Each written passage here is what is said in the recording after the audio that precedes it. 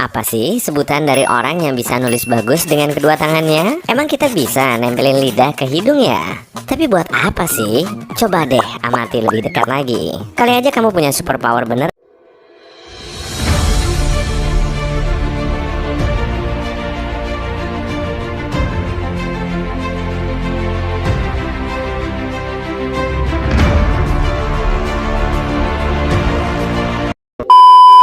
Kan? Sekitar sepertiga populasi manusia bisa mengangkat salah satu alisnya. Gestur ini cocok banget kamu pakai saat lagi ngeledek sambil ngejoke lawan bicaramu. Tapi kemampuan mengangkat alis secara bergantian terbilang cukup langka. Kalau kamu nggak termasuk orang unik ini, berarti kamu belum bisa mengontrol dan menggerakkan otot dengan tepat. Tapi kamu bisa mengasahnya kok. Coba deh berdiri di depan cermin, tahan salah satu alis dengan tangan, dan angkat alis satunya. Kemudian ganti sisi dengan alis yang sebelahnya. Dengan begini, kamu akan bisa menggerakkan alismu secara bergantian. Setelah duduk di lantai, apa kamu bisa langsung bangkit tanpa bantuan tangan dan lutut? Tantangan simpel ini dinamakan tes bangkit dari duduk.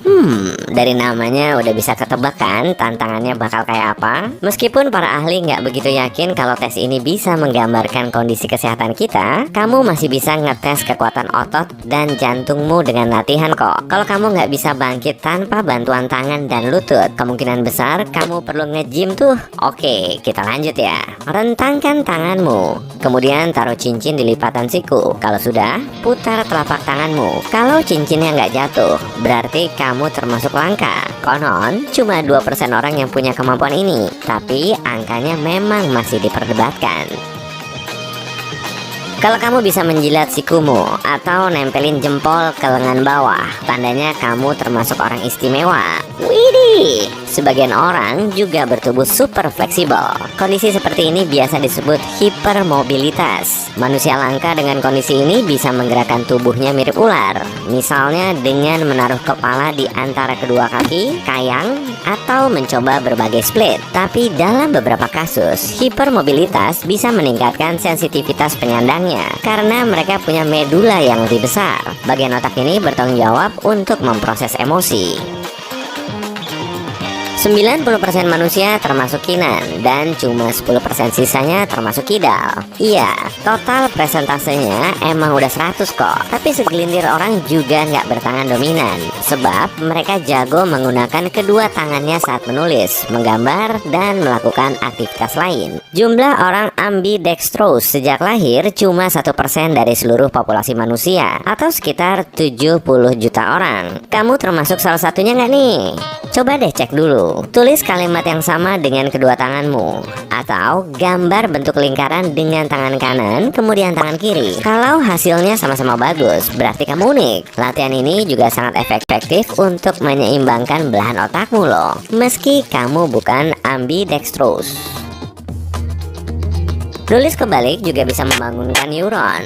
Woi, bangun woi. Leonardo da Vinci biasa menuangkan isi pikirannya ke dalam jurnal dengan menulisnya secara terbalik. Meski kita nggak tahu pasti alasan dibalik tulisan kebaliknya. Sebagian orang bilang dia cuma nggak mau repot-repot kotor aja sih saat lagi nulis dengan tangan kirinya. Tapi kebanyakan orang akan kesulitan saat harus nulis kebalik. Umumnya kita sangat mengandalkan perakiraan cuaca dan memakai baju hangat saat cuaca dingin biar tubuh kita nggak masuk angin. Tapi ada juga loh orang beruntung yang bisa menjaga tubuh mereka tetap hangat meski cuacanya super dingin. Para pemberani ini bisa bersantui di luar ruangan cuma dengan celana renang dan tubuhnya nggak akan kedinginan. Mereka juga bisa nyeker di atas salju, berenang di sungai beku, atau nyemplung ke lubang es. Keunikan ini biasanya nggak didapat secara alami, tapi mereka perlu ngelatih tubuhnya selama bertahun-tahun hingga terbiasa dengan suhu ekstrim. Pastinya tujuan mereka nggak melulu supaya kelihatan keren dong, atau malah ngerasa paling keren, tapi karena ingin mendapatkan manfaat kesehatan. Misalnya untuk memperlancar sirkulasi darah, meningkatkan konsentrasi, dan bikin tubuh mereka lebih sehat. Kamu mau nyoba berdiri di atas salju? Emang bisa kuat sampai berapa lama sih? Pasti cuma sebentar. Regangkan telapak tanganmu ke depan.